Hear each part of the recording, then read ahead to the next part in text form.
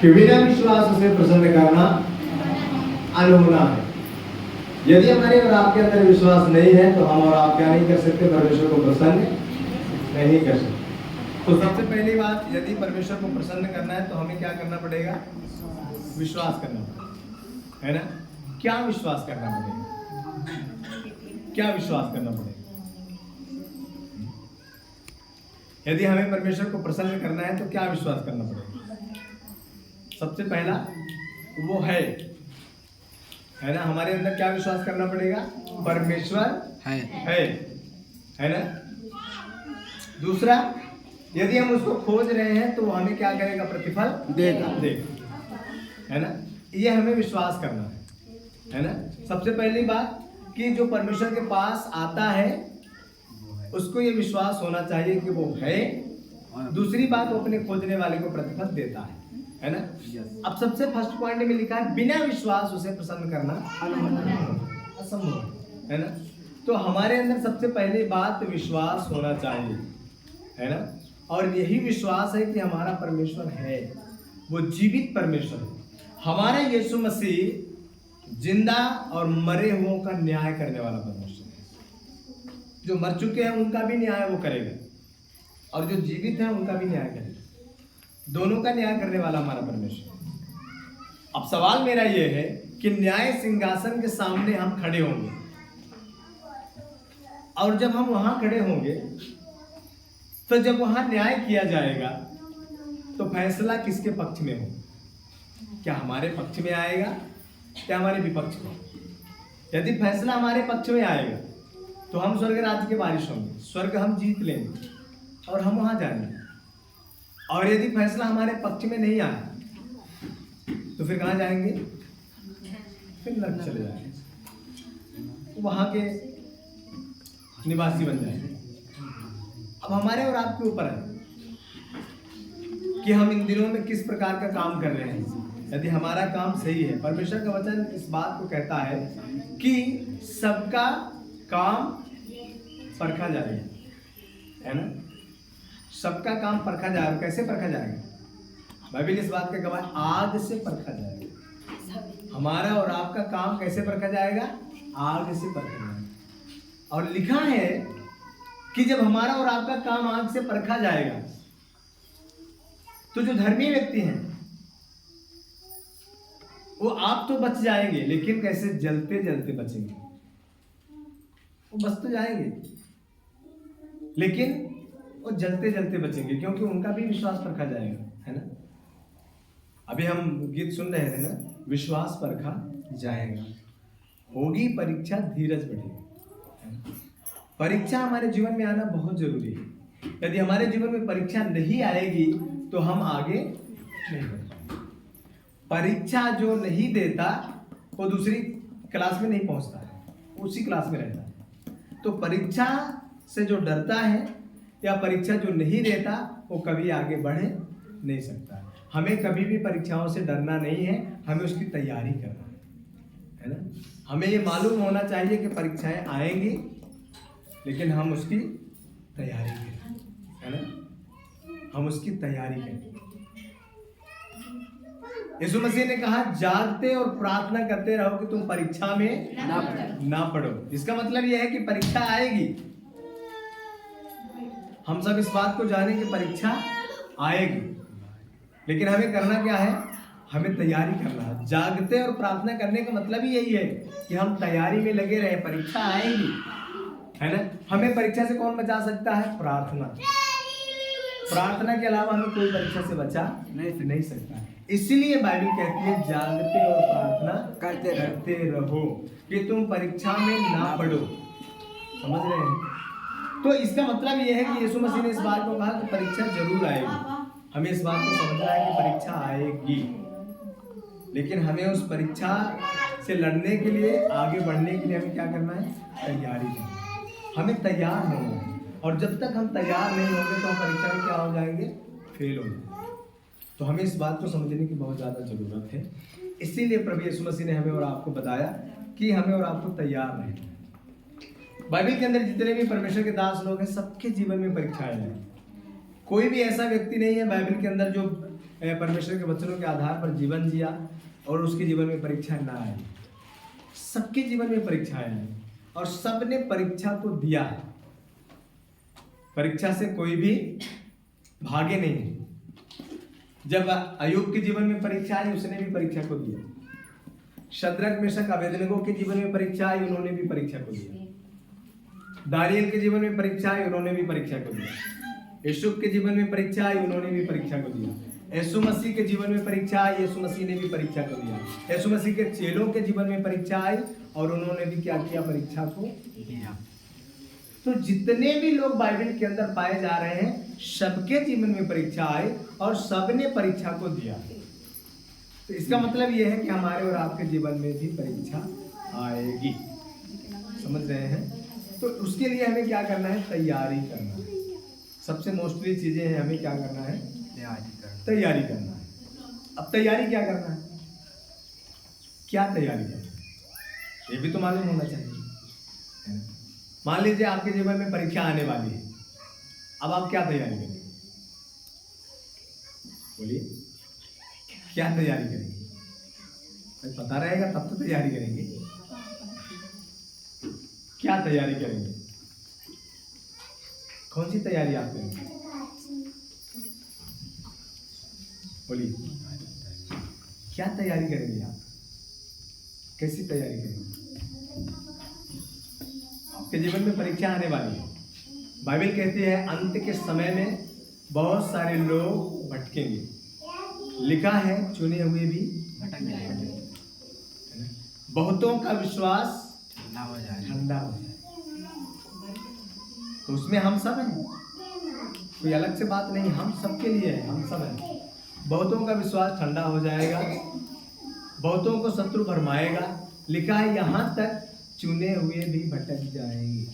आप ऐसा ना समझें कि आप बहुत परिपक्व हैं और आप तो कभी भटक नहीं सकते। पतरस ने कहा, प्रभु मुझे जान भी देना पड़े तब भी हम दे देंगे। सही है गलत है? पतरस ने कहा और लोग धोखा खाए तो खाएं, लेकिन मैं धोखा खाने वाला नहीं। जान भी यदि देनी पड़ेगी ना तब भी हम दे देंगे। लेकिन हुआ क्या? उसने इनकार किया प्रभु को कि नहीं किया? बाद में उसने जान दिया। ऐसा नहीं है कि उसने जान नहीं दिया, उसने कहा था, उसने दिया। लेकिन जिस समय के बारे में, जिस वक्त के विषय में उसने कहा था, उस समय वो प्रभु से मुकर गया। उस समय वो प्रभु से मुकरा, बाद में उसने पश्चाताप किया। तो बाइबल इस बात को कहती है कि हमें परीक्षाओं में तैयार रहना है। परीक्षा आएगी, हमें बहुत ज्यादा अपने आप को तैयार रखने की आवश्यकता है। आखिर लास्ट में पतरस ने जान दिया, उसको सीधा क्रूस पे लटका रहे थे, तो पतरस ने कहा, क्या ऐसा आप नहीं कर सकते हैं कि आप मुझे उल्टा लटकाइए? क्योंकि हमारे प्रभु यीशु मसीह को सीधा लटकाया गया था और मैं उनकी बराबरी नहीं कर सकता, इसलिए मुझे उल्टा लटका। और सही है मेरे लिए, और उल्टा लटक गया। प्रभु से बेहद प्यार करता था पतरस, लेकिन आखिर वो भी एक टाइम था जब वो भी चूक गया। तो हमारे और आपके जीवन में भी परीक्षाएं आएंगी, लेकिन हमें और आपको करना क्या है? तैयार रहना। उस तैयारी को हमें करने की आवश्यकता है इन दिनों में। उस तैयारी को हम करें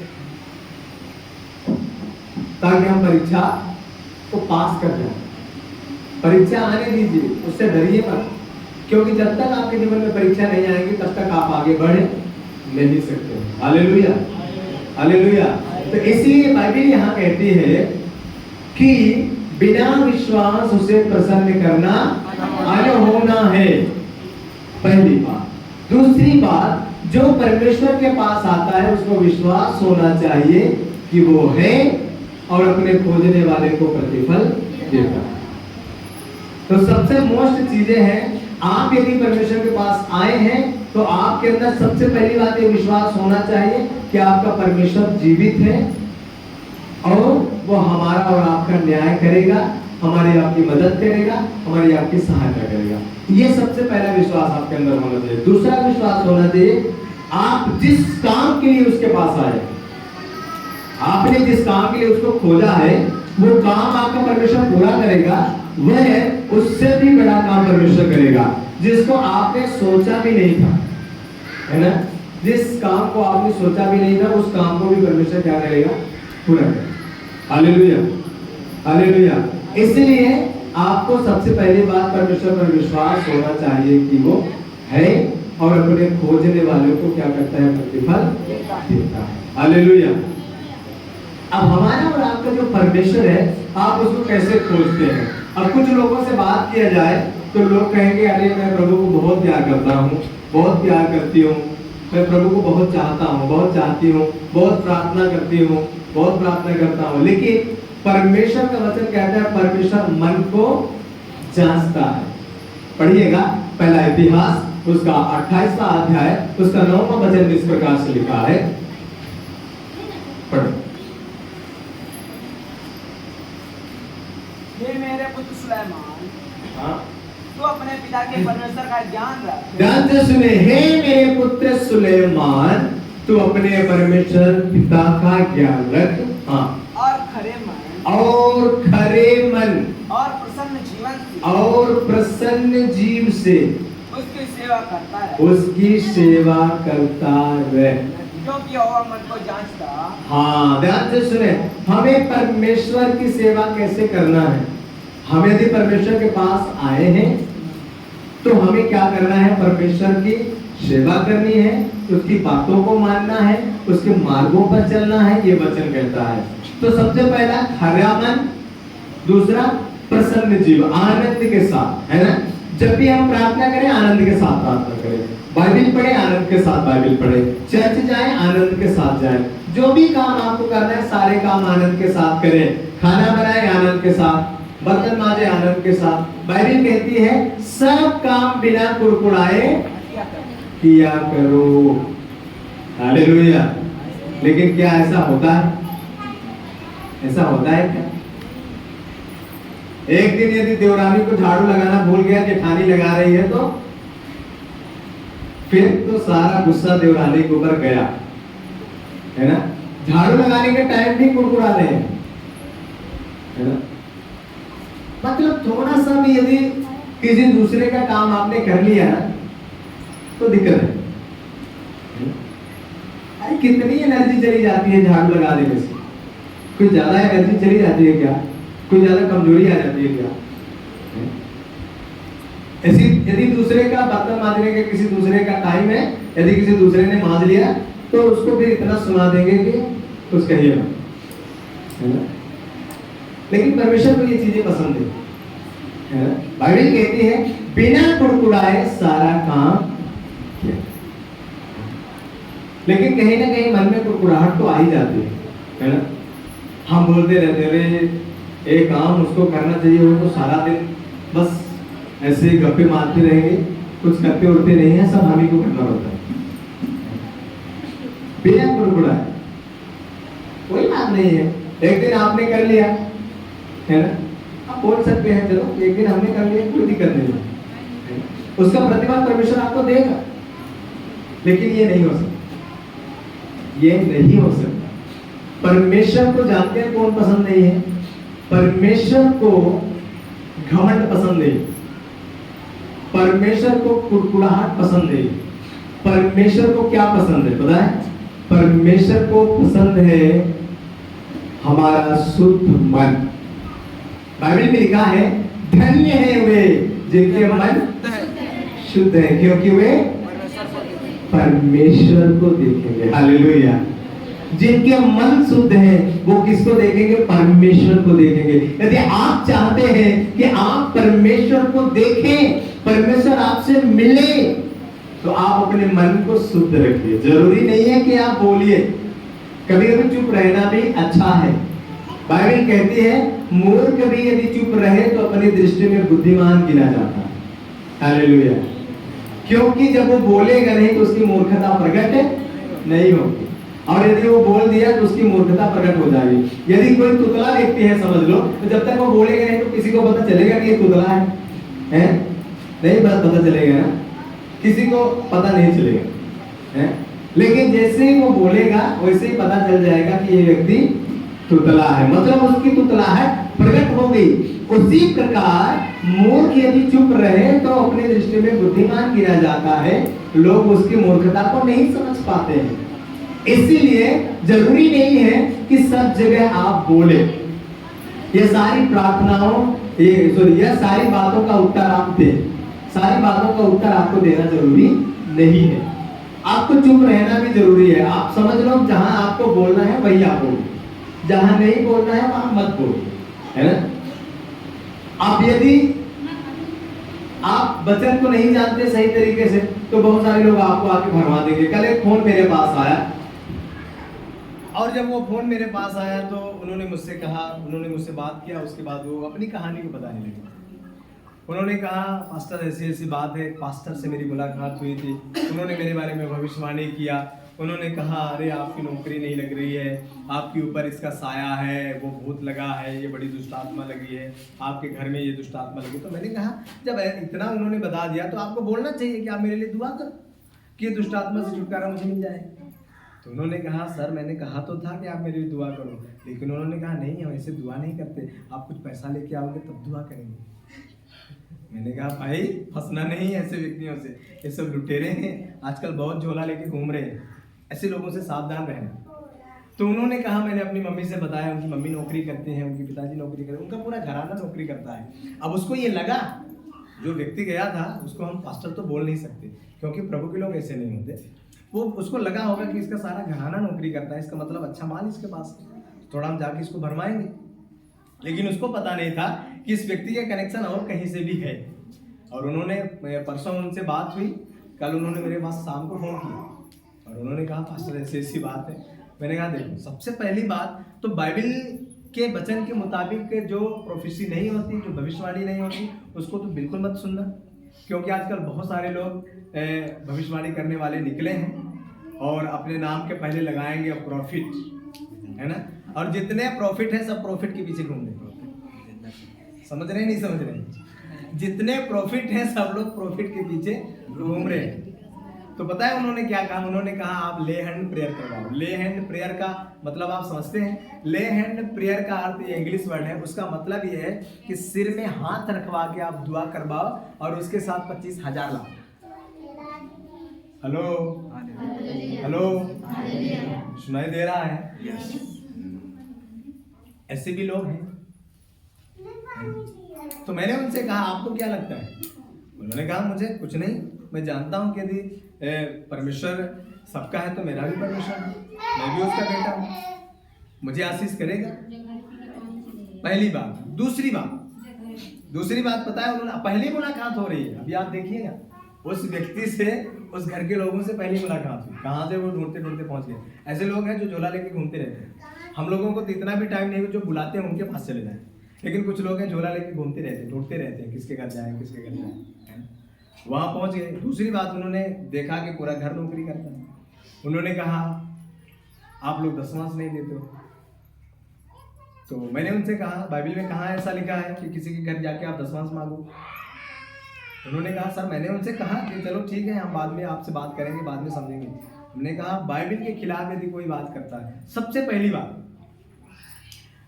मैं थोड़ा सा आपको क्लियर कर दूं, दशमांश कभी भी कोई भी मांगता है, मैं ये नहीं कहता कि आप यहीं कलीसिया में आप आओ, यदि आप कहीं जा रहे हो मैं सबको फ्रीडम देता हूँ, किसी को मैं बांध के रखने वाला व्यक्ति नहीं। लेकिन यदि कोई भी पास्टर दशमांश की डिमांड करता है, उसको तो कभी दशमांश नहीं देना, क्योंकि आपका दशमांश परमेश्वर को ग्रहण नहीं होगा, क्योंकि वो गलत जगह इस्तेमाल होगा। सबसे पहली बात। दूसरी बात, बाइबल इस बात के लिए कोई भी आज्ञा नहीं देती कि कोई भी व्यक्ति दशमांश की डिमांड करे, कहीं नहीं लिखा है बाइबल में, कहीं भी नहीं लिखा है कि कोई व्यक्ति, बाइबल में सिर्फ ये लिखा है, आप वो शिक्षा बता सकते हैं, पहली बात। दूसरी बात, नया नियम में दशमांश नहीं, दशमांश से बढ़ के देने की बात कही गई है। दशमांश की तो बातें नहीं कही गई है, हम उससे बढ़ के दे सकते हैं, नहीं है हमारे पास तो हम उससे कम भी दे सकते हैं, जितना हमारे पास हो सकता है, कोई बाध्य नहीं है। कोई भी व्यक्ति यदि ऐसी टीचिंग देता है ये गलत है। आजकल बहुत सारे लोग यूट्यूब में भी देख रहे हैं, बहुत सारे लोग भरमा रहे हैं, यूट्यूब में भी भरमा रहे हैं। यूट्यूब में तो ऐसी भी शिक्षाएं आ रही हैं कि बिल्कुल कुछ देना जरूरी ही नहीं, कुछ देना जरूरी नहीं है। आपको क्या लगता है, देना जरूरी है या नहीं? आप बताइए। नहीं, सब लोग बोलिए ना, आपको क्या लगता है, देना जरूरी है या नहीं है? क्यों जरूरी? आप बोले देना जरूरी है, पर क्यों जरूरी है देना? क्या नहीं देंगे तो काम नहीं चलेगा? चलेगा तो कैसे चलेगा? नहीं, परमिशन कैसे देंगे? देखिए, इसी में लोग भ्रम में हैं। यीशु मसीह ने स्वतः कहा, जहां तुम्हारा धन है वहां तुम्हारा मन है। हम यीशु मसीह की बात कर रहे हैं, बाकी बाइबल में हम बहुत सारे वचन को आपको दे सकते हैं, सिर्फ हम यीशु मसीह की बात कर रहे हैं। यीशु मसीह ने कहा, जहां तुम्हारा धन है वहां तुम्हारा मन है, पहली बात। दूसरी बात, यीशु मसीह ने कहा, दिया करो तो तुम्हें भी दिया जाएगा। समझ रहे हैं? तीसरी बात, पौलुस की पत्रियों में आप पढ़ेंगे, पौलुस कई जगह इस बात को कहता है कि मैं नहीं चाहता कि आपसे कुछ लूं, मेरी इच्छा नहीं है कि मैं आपसे कुछ लूं, लेकिन ये परमेश्वर की आज्ञा है, और यदि आपसे मैं कुछ नहीं लेता तो इसका मतलब यह है कि आपकी सहभागिता परमेश्वर के साथ नहीं हो रही है और आपको हम गरीब बना रहे हैं, आप गरीब बन रहे हैं।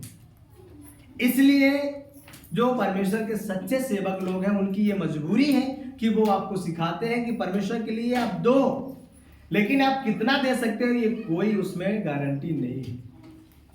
आप यदि आपके पास यदि महीने में आप 10,000 कमा रहे हैं, यदि आपके पास नहीं है 1,000 रुपए, तो आप 800 रुपए भी परमेश्वर के पास लेके मिल सकते हैं, 700 भी लेके मिल सकते हैं। परमेश्वर कभी भी, क्योंकि परमेश्वर जानता है कि आपकी कंडीशन क्या है, आपकी सिचुएशन क्या है। आप उससे बढ़ के भी दे सकते हैं, उससे आपको नहीं हो पा रहा है तो आप ये परमेश्वर से कह सकते हैं, खुदा मेरे पास इतना ही हो रहा है, लेकिन झूठ नहीं बोलना उसके सामने। एक चीज से परमेश्वर को नफरत है, झूठ। झूठ से उसको नफरत, झूठ नहीं बोलना उसके सामने। आपके पास नहीं है कोई बात नहीं, लेकिन झूठ नहीं बोलना। हनन्याह और सफीरा ने सिर्फ यही गलत काम किया था, उन्होंने झूठ बोला था। उनको झूठ नहीं बोलना चाहिए, झूठ से परमेश्वर नफरत करता है। और यहां सब लोग फंस जाते हैं, देने वाले विषय में सब लोग फंस जाते हैं। हमारा ये विषय नहीं है, हमने थोड़ा सा इसमें प्रकाश डाला, उन्होंने इस बात को कहा, तो काफी लोग ऐसे हैं जो फंसाने वाले हैं। एक और पास्टर के बारे में एक जन ने मुझे फोन किया और उन्होंने कहा, जैसे महीना गुजरता है और जैसे ही 1 तारीख से 7 तारीख जैसे आती है तो उनको ये पता चलता है कि अब इनका सैलरी तो आ गई होगी, तो उनका फोन मेरे पास आता है और वो कहते हैं, भैया आपकी सैलरी तो आ गई होगी। हाँ, सैलरी तो आ गई, आपने दसवांश नहीं दिया।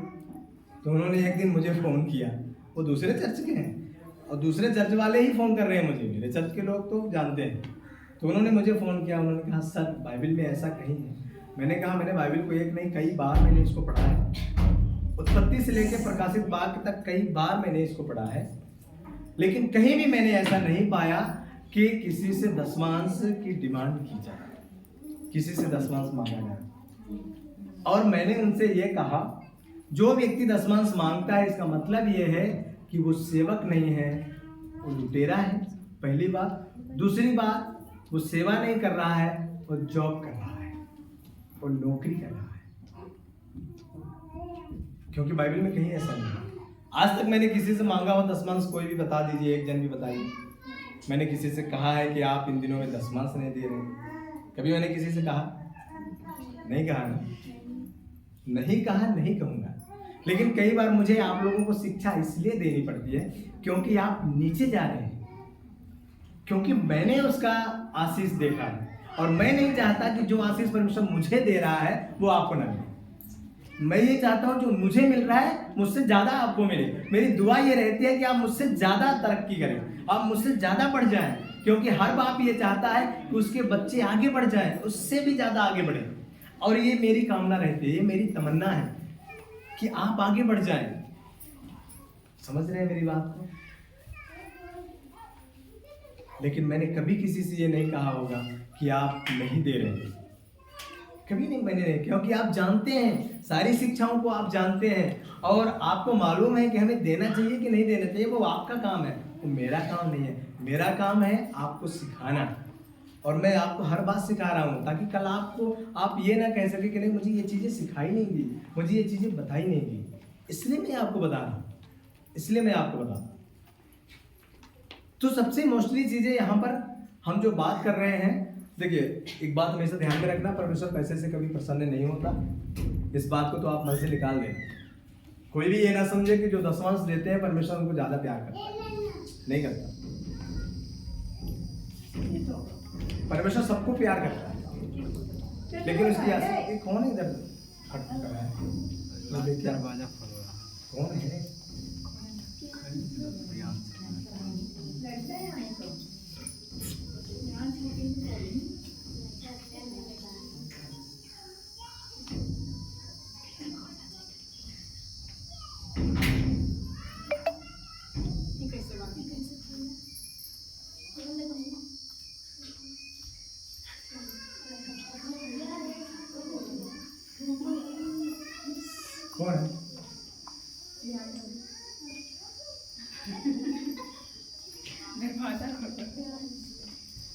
मीटिंग के बीच में जाना नहीं है आपके पास, ठीक है?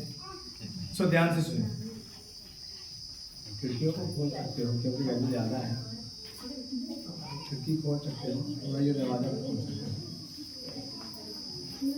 हो, ये दरवाजा खोलो।